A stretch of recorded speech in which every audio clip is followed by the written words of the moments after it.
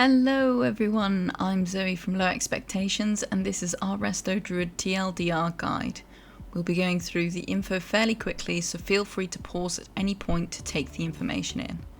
Leave a comment if you have any questions and do let us know what spec we should cover next. First, let's look at talents. For Mythic Plus, the setup is generally like this. You can be flexible with the second row, as you may feel safer with more mobility over the self-heal. It's up to you. These are your raid talents. You can take Cenarian Ward over Abundance for fights requiring more tank healing. You can also choose Inner Peace over Spring Blossoms for fights where players are spread for extensive periods of time. Now let's have a look at what stats we should be aiming for. In raids, you really want eye level and haste over anything. Our secondaries are all very close in value, so aim for haste, but you don't need to worry too much about stats when raiding. For Mythic Plus, we should aim for haste and mastery. Resto Druids want to be part of the Night Fae Covenant. This gives us the spell Convoke. Convoke is a mass cast channel on a 2-minute cooldown, which throws out heals or damaging spells depending on what form you're in. In Mythic Plus, this ability allows us to shift into Moonkin and burst damage when safe.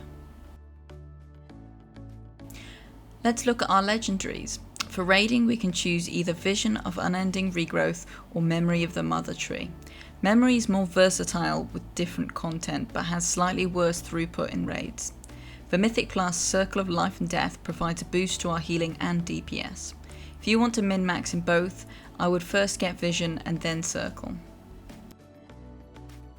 Conduits are your little abilities that slot into your soulbind choice. Our raiding conduits do shift a little for different bosses, but generally we want to use Unstoppable Growth and Well-Honed Instincts, along with Tough as Bark and Front of the Pack. Other good conduits are Conflux of Elements and Born Anew. Dreamweaver is a great soulbind due to the Empowered Chrysalis trait, but Nia has her perks too. For Mythic Plus, you want both Conflux of Elements and Unstoppable Growth, as well as Well-Honed Instincts. Nia is a great choice for Mythic Plus content. To raid heal on Resto Druid, you generally want to maintain a life bloom on the active tank and an efflorescence on the raid. Apply rejuves to the targets who are about to take damage and try use wild growth on cooldown. Keep Cenarian Ward on tanks if you've chosen this talent and use all those clear casting procs.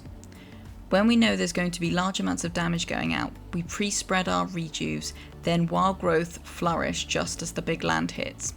To do this with large amounts of damage, you can pair it with a cooldown like Convoke, Trank or Tree. Try to have a cooldown ready in your head for each healing intense part of the fight. When there's nothing to do, just throw out a bit of damage. For Mythic Plus, you want to keep your efflorescence down, keep rejuves on the team, and wild growth regrowth spam during times of intense healing. Make sure when the whole team needs heals, you keep your life bloom on yourself, and when spot healing is required, you move it over to that player. Try to keep Sunfire on the mobs and throw out damage if and where you can. I hope this guide has been helpful. Resto Druids haven't changed substantially from BFA to Shadowlands, so if you're wanting to get back onto your furry friend, then don't be worried.